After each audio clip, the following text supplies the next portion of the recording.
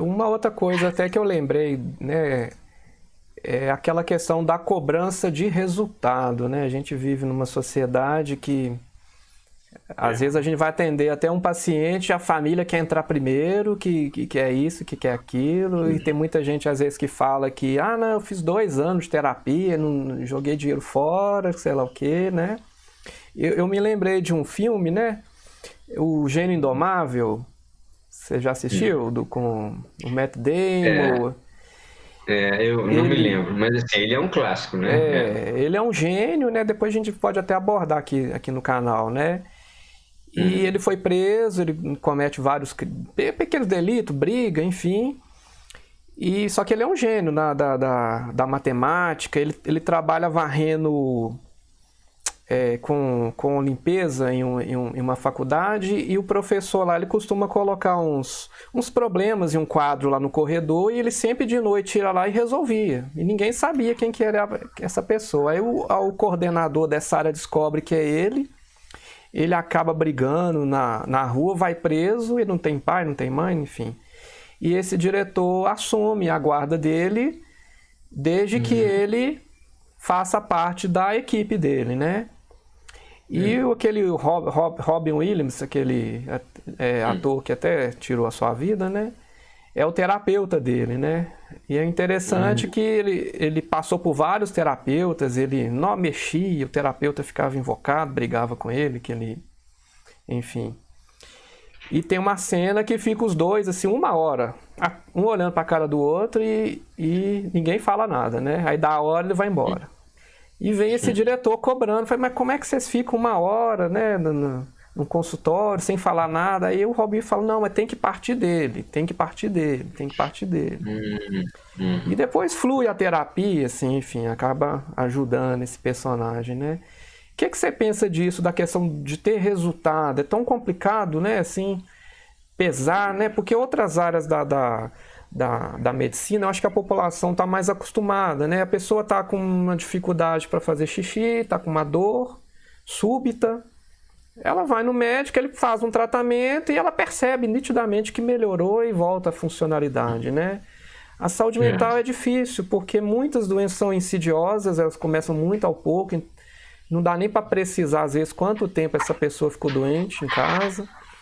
E depois, quando né, o caldo entorna, vamos dizer assim, né, que tem uma crise intensa, a família quer, de forma rápida, resolver aquilo, né?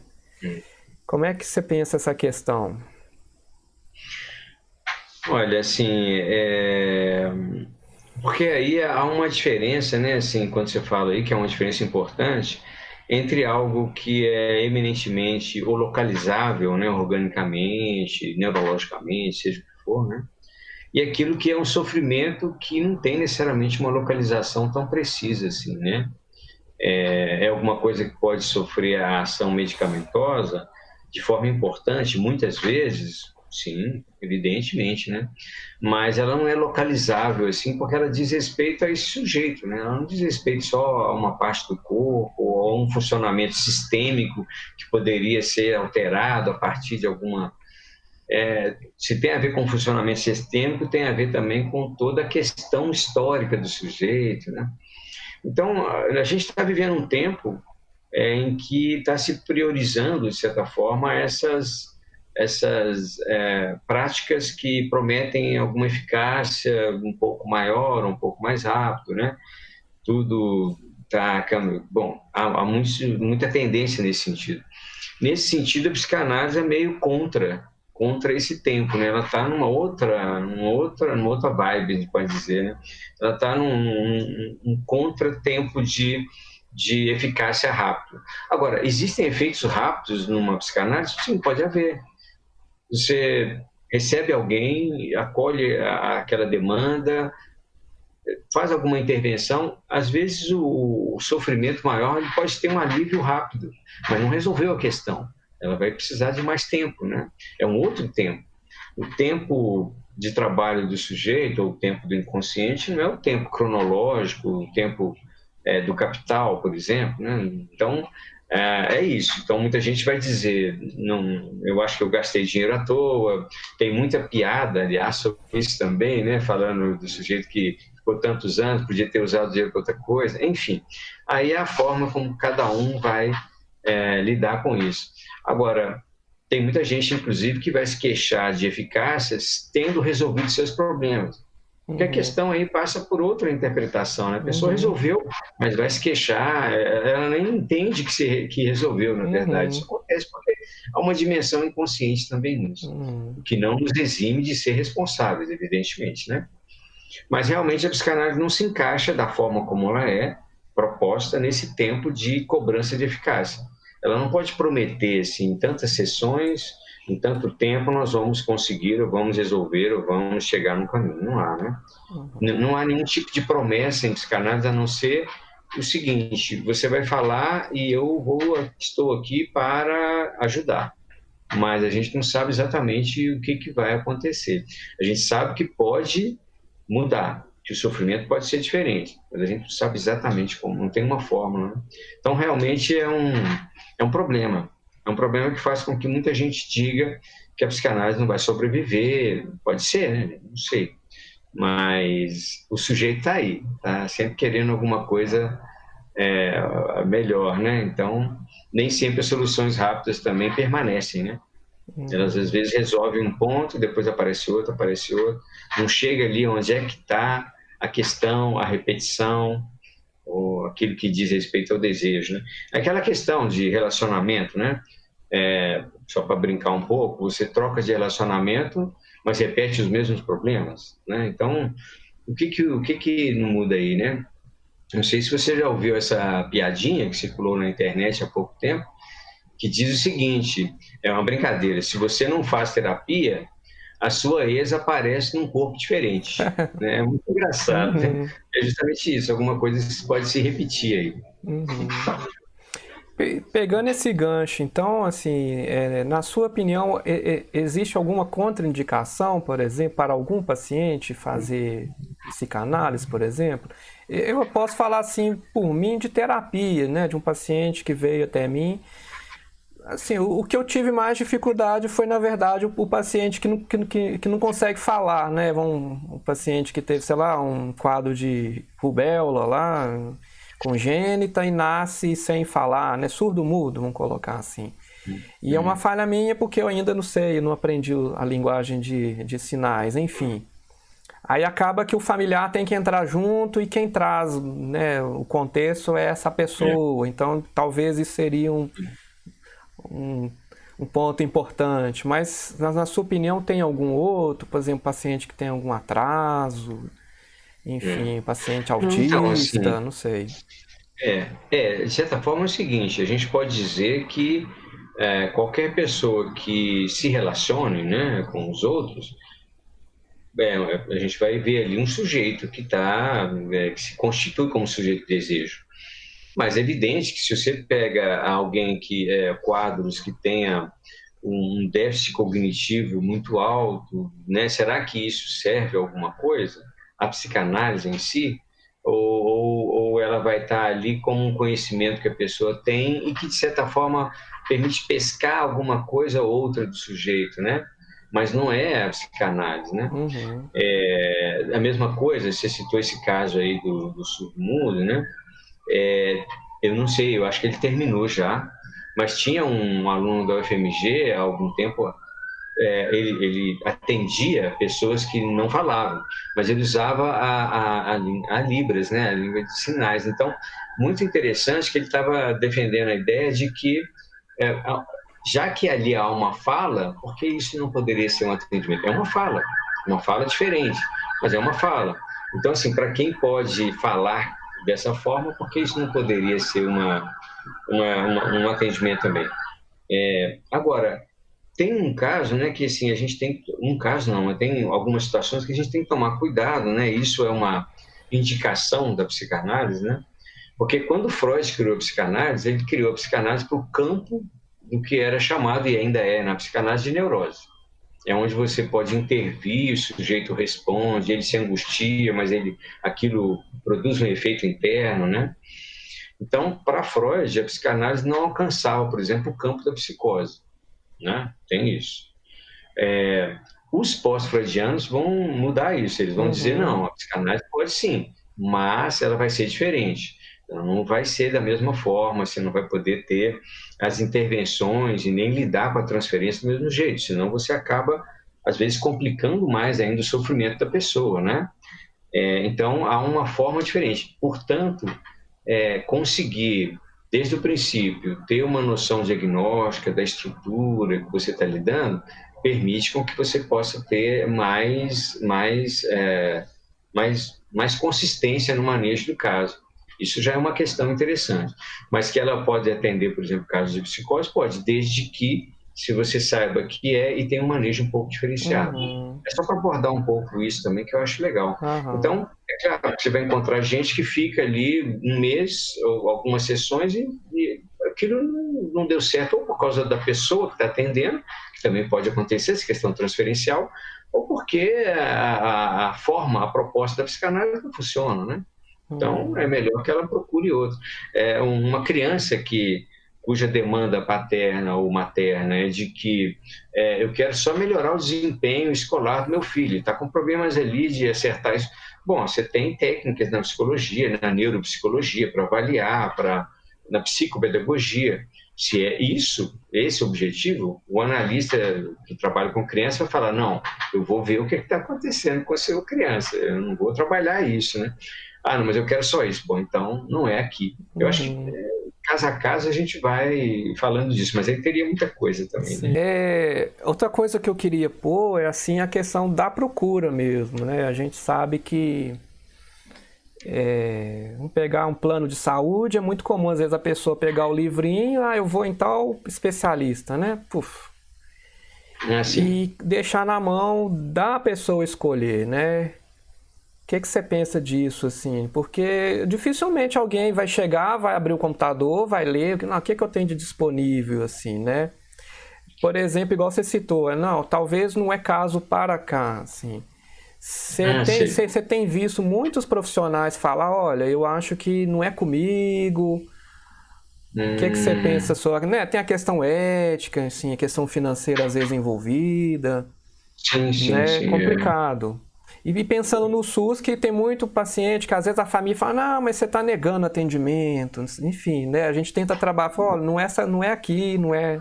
Enfim, não é assim que funciona, né? Enfim. Então, talvez a pessoa, justamente porque a gente está falando de sofrimento mental, de questões ligadas a esse campo, né? Nem sempre é muito claro, né? O que é ou quem é que está na competência para fazer o quê, né? E além do que, a gente tem as especialidades também. Especialidades que eu digo não é assim, o psiquiatra ou o psicólogo, é também dentro da psiquiatria e dentro da psicologia, né? Especificidades.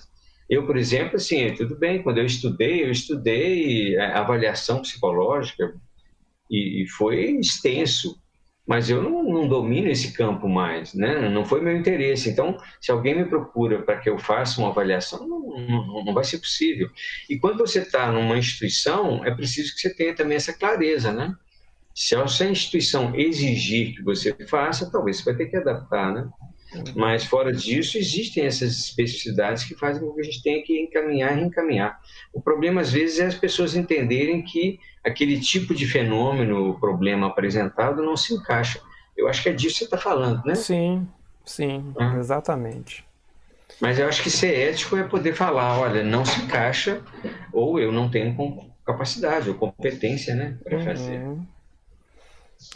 Você só não falou do divã, acho que isso, né? Vamos falar um pouquinho da história, né? Eu acho que para poder fechar, então, o divã é uma coisa que o pessoal pergunta, tem o sofazinho lá? Como é que é, né?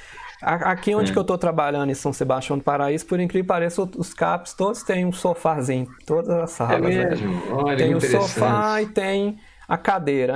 Às vezes o paciente chega, onde que eu sento, doutor? Eu falo, não, você escolhe onde você senta. Aí, né? É legal. É aquela questão, assim, Freud, de certa forma, à medida que ele foi abandonando a hipnose, ele foi tentando criar outras formas de atendimento, até chegar nessa da associação livre.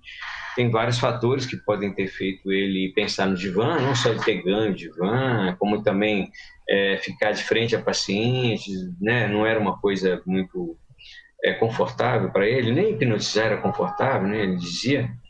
Mas o fato é que criou-se um certo jeito de fazer análise, que é o divã, tanto que ele ficou disseminado na cultura. Qualquer filme, charge, vai ter o divã e o analista lá atrás, né?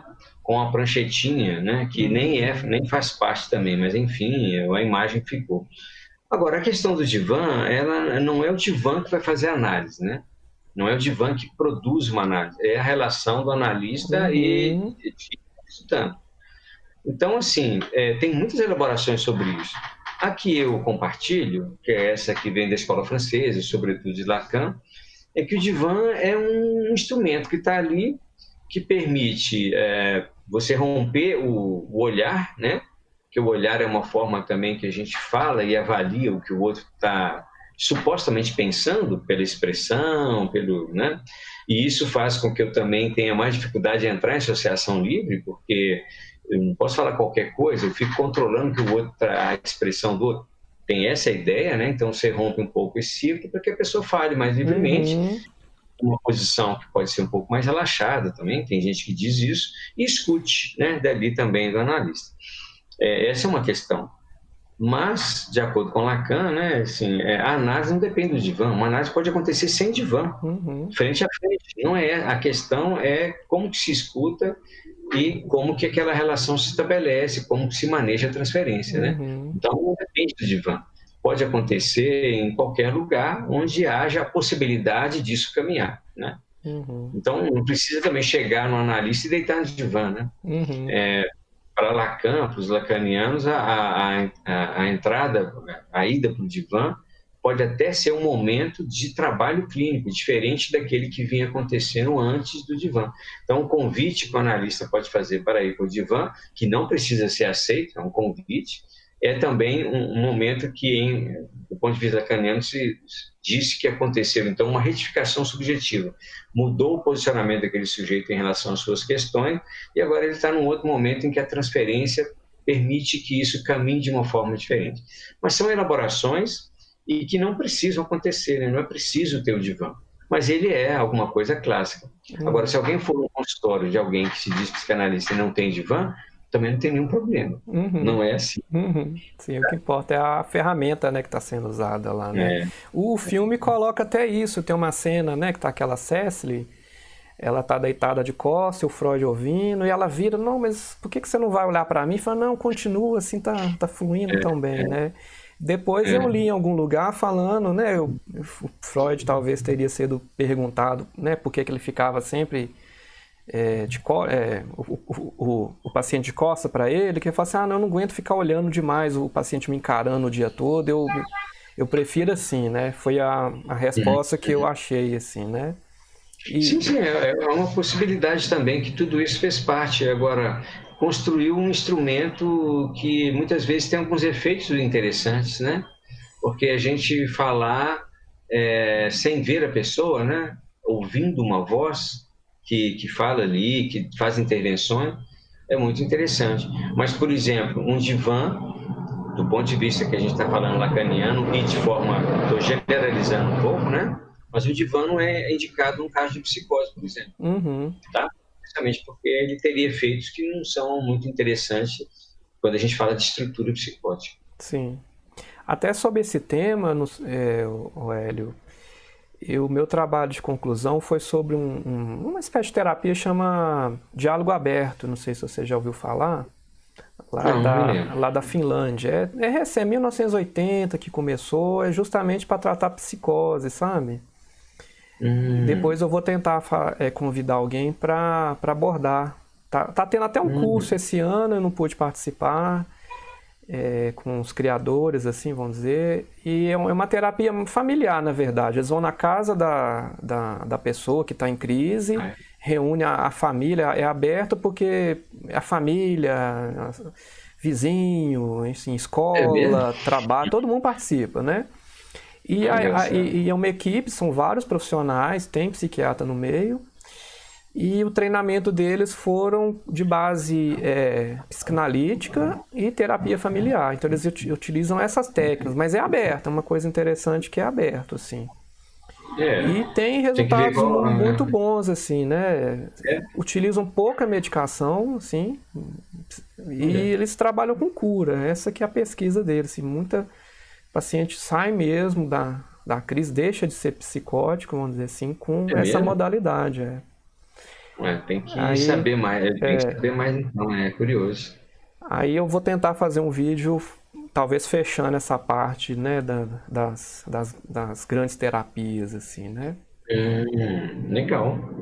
Olha, então foi um bate-papo bacana, eu queria agradecer mesmo, assim, se você quiser às vezes deixar o contato, eu vou deixar o canal dele aqui, né, que tem um canal aqui no YouTube bem bacana, quem quiser aprofundar, né, assim, tem muito material. Foi lá que eu conheci, na verdade, né, o Hélio, eu assistindo os vídeos dele, eu entrei em contato e convidei e ele topou. Então é isso, Hélio. Obrigado aí. Tá bom, não, obrigado vocês ter convidado também. É isso, né? Quem quiser lá dar uma olhada no canal, deixar alguma sugestão, lá no canal mesmo também tem o meu e-mail, então se quiser fazer contato para questões, para dúvidas, na medida do possível a gente vai respondendo e é muito legal poder fazer isso também, é bem legal. Então, quem quiser, dá uma olhadinha lá. Obrigado pelo convite de novo.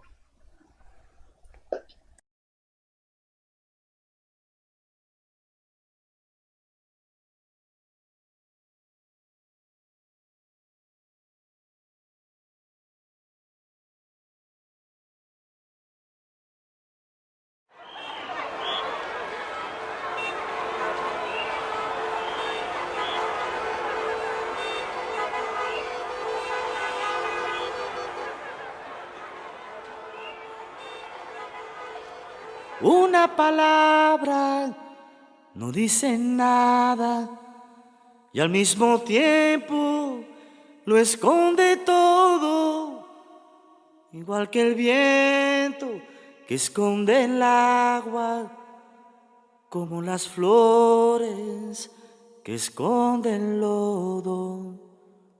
Una mirada no dice nada y al mismo tiempo lo dice todo, como la lluvia sobre tu cara o el viejo mapa de algún tesoro, como la lluvia sobre tu cara o el viejo mapa de algún tesoro. Una verdad no dice nada y al mismo tiempo lo esconde todo, como una hoguera que no se apaga, como una piedra que nace polvo.